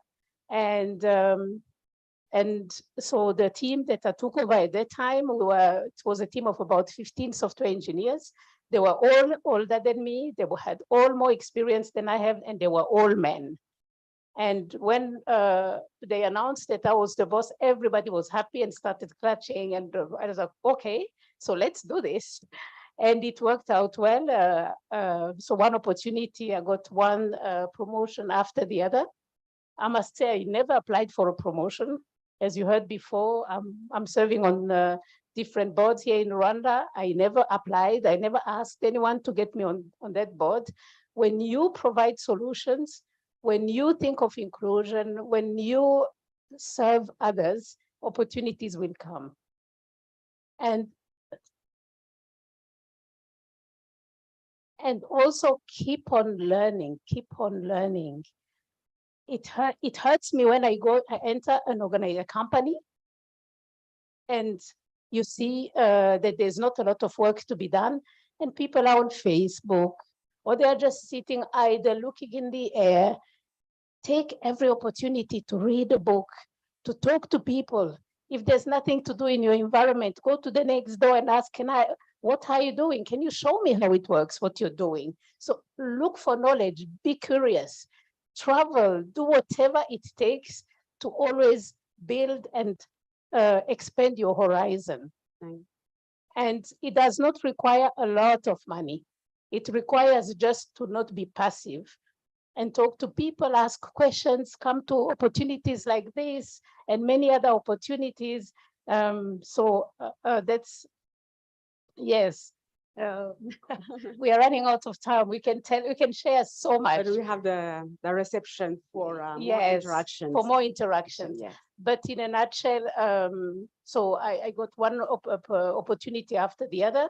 I had a similar experience when I got the opportunity to move to Singapore and do my job there. Whenever I was traveling, all my career, I traveled a lot. The headquarters were in Switzerland. I had to travel to customers, to teams in New York, in London, in different places. And my boss would say, I know it's not easy for you. You can take your son with you. We pay for it. And I couldn't believe it. So those things happen, those opportunities, when, of course, it's not, do not expect it. But deliver and solutions will come your way. And if you need help, ask for help. Don't feel ashamed to say it. And build a network, as Carol was saying. Yes. Thank you. Thank you, Alice. I will consider those ones as your last word to the audience, keep learning, and be deliberate. So we're getting to the end of this session. I will just, in half a minute, Honorable Minister, your last word for the audience, and then we'll come to Carol, and then I will invite for the closing remarks. Thank you. Yeah, thank you very much. I have a word for students, for teachers, and for parents. For students, when you go into anything, go into it with passion. Everything you do it with passion.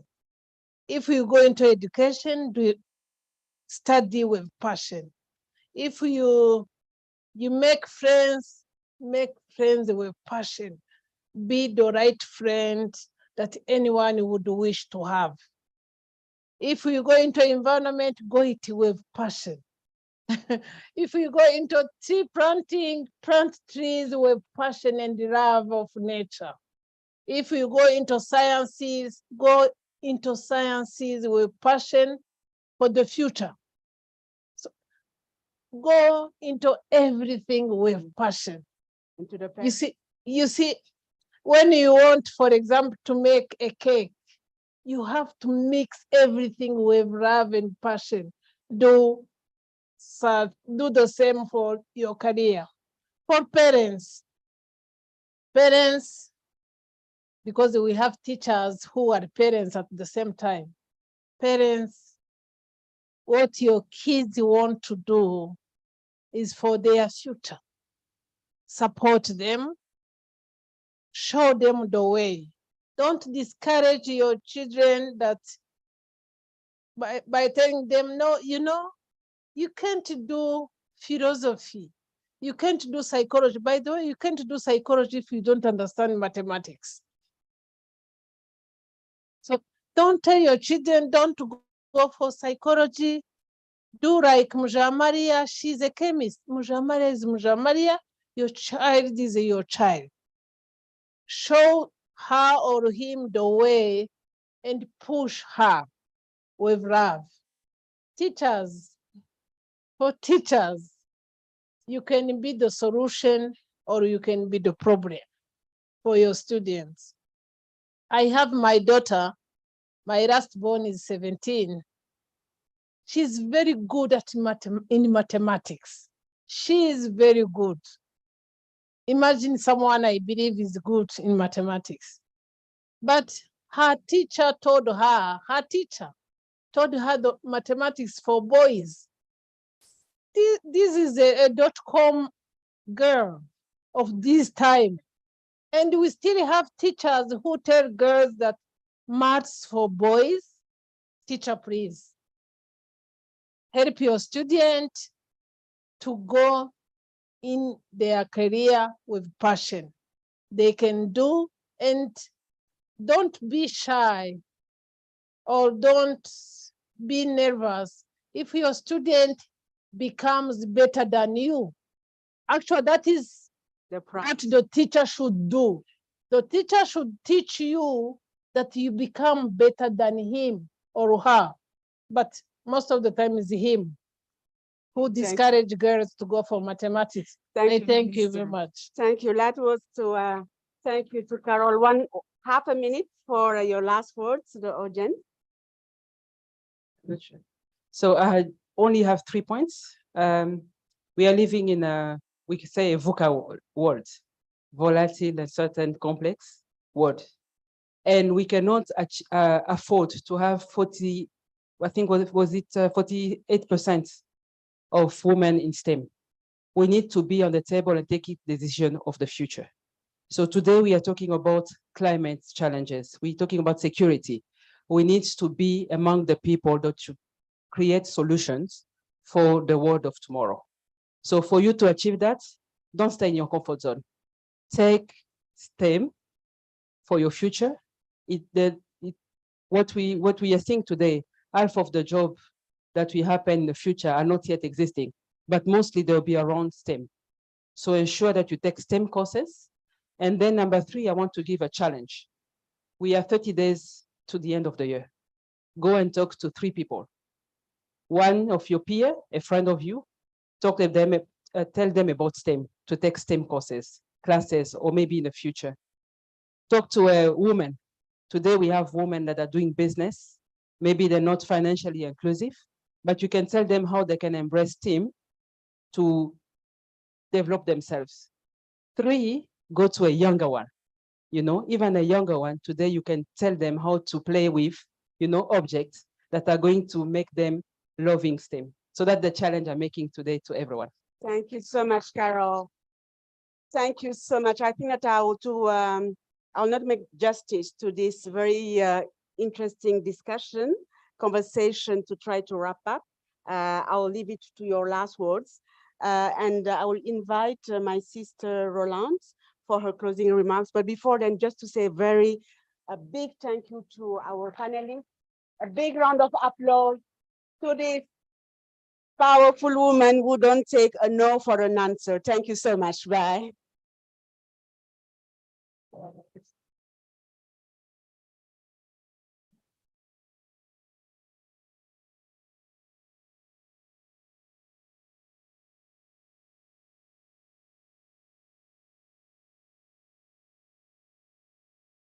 Morahuneza, distinguished guests, including our brilliant students in the room and online, all protocol observed. When we conceived of this STEM Women Lead series, we wanted to inspire, to help solve an important development challenge confronting the region. We thought that by introducing you to phenomenal African women leaders with education or careers in science, technology, engineering, and mathematics, by telling their stories and sharing their successes, we would encourage young people, particularly girls, to choose a similar path. I and my sisters, Isa and Bemi, know how paramount it is for Africa's development to invest in helping women gain knowledge, access, and actively participate in STEM education and pursue careers in STEM. I get goosebumps during every one of these events when I hear the stories of these brilliant women and see the excitement it generates among our audience. And what were some of the key takeaways? You probably didn't hear this, but I heard it. Everybody spoke about their fathers or their male students or bosses. Men are allies. Dads can play a big role. We should listen to them. Another one, opposition, challenge, turn these into opportunities. The fact is, in many instances, the women confronted here turned that negative energy into a positive energy for themselves.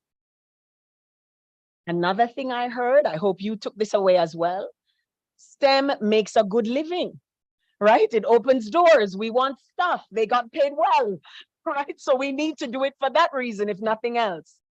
We need to break stereotypes. I think another important takeaway for me was that our environment does not constrain our dreams. When Alice told that story of someone in rural Rwanda who was saying, I want to be a pilot, it tells you that even though she may never have flown on a plane, she had a vision of what she wanted to be. And so what I think is important for all of you here is to follow those dreams. Don't be told no, and don't be worried about whether or not you have enough money or whether you can see the direct line from where you are today to where you want to go. The opportunities present themselves. Trust me, I can assure you of that. We need to start knowing ourselves. And you see all of these women were very highly motivated. I think two other important takeaways from me. Follow your instinct. Never say yes when your heart says no. And finally, when you provide solutions, you think about inclusion and you deliver, the opportunities will come. All of these for me, I think were very profound statements. And I think if you take two of these away with you, you would have gained a lot today. On behalf of the World Bank, my employer, and co-organizers, the African Development Bank and Carnegie Mellon University Africa, I thank you all for participating in the STEM Women Lead series. Thank you for honoring our invitations in person and online over the past year and also today. Thank you to all the exceptional speakers we've had, including the Honorable Minister Jean d'Arc, Alice, my sister, and Carol, who I hope will become a new sister. You have shared your extraordinary career journeys as part of this series, and we hope that it will pave the way for these persons who are participating with us. So what's next?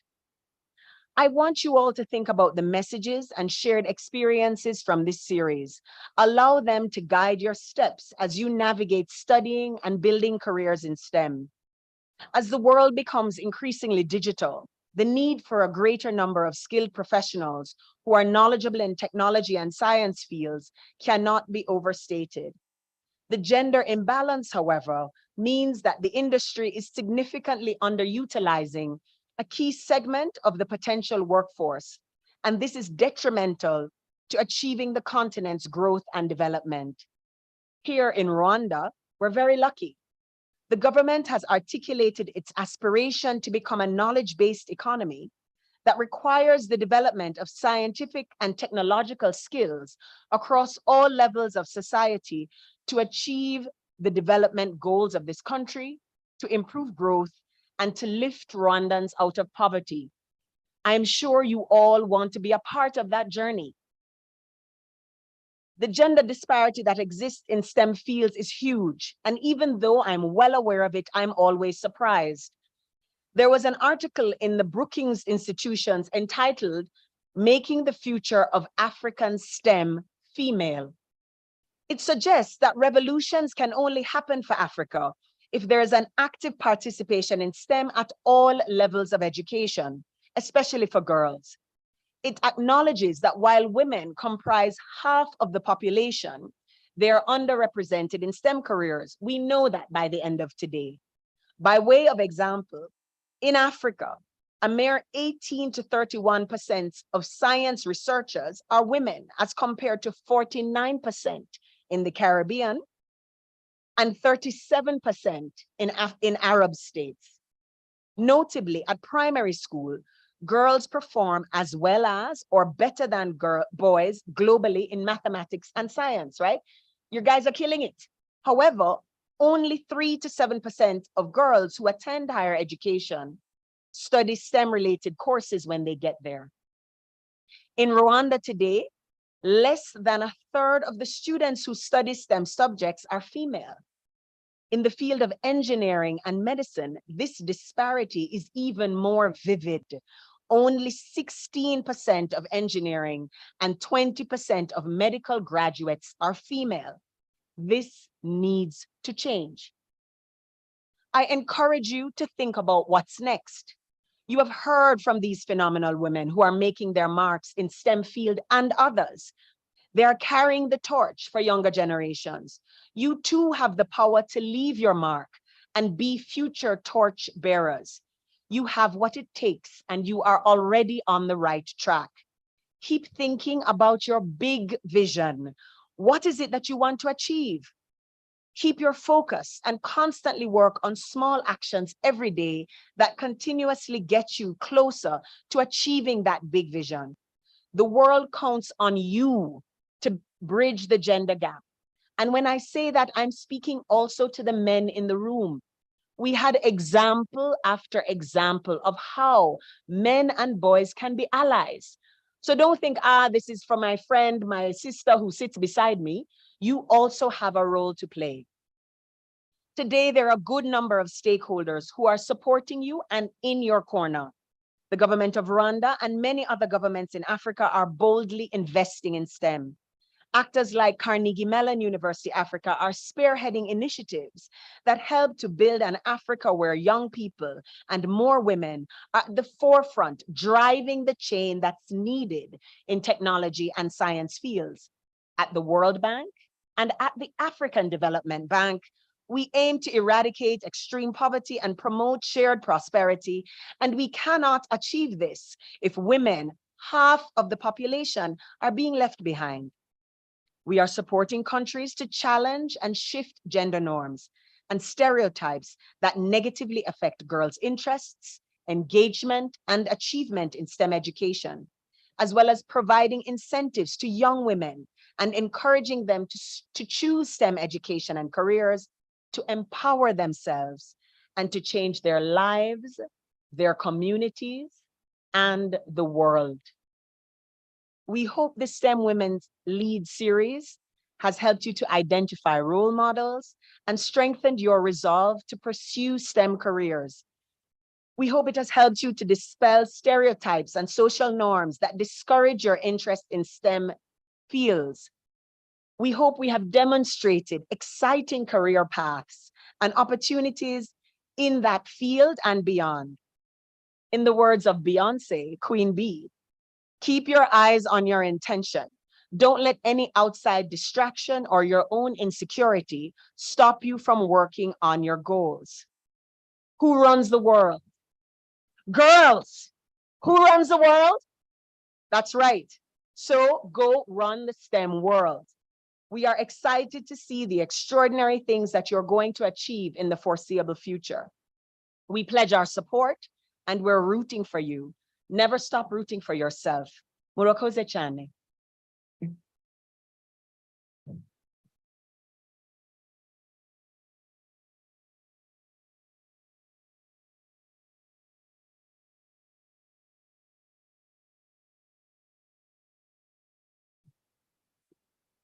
Wow, Roland, that's such a hard act to follow.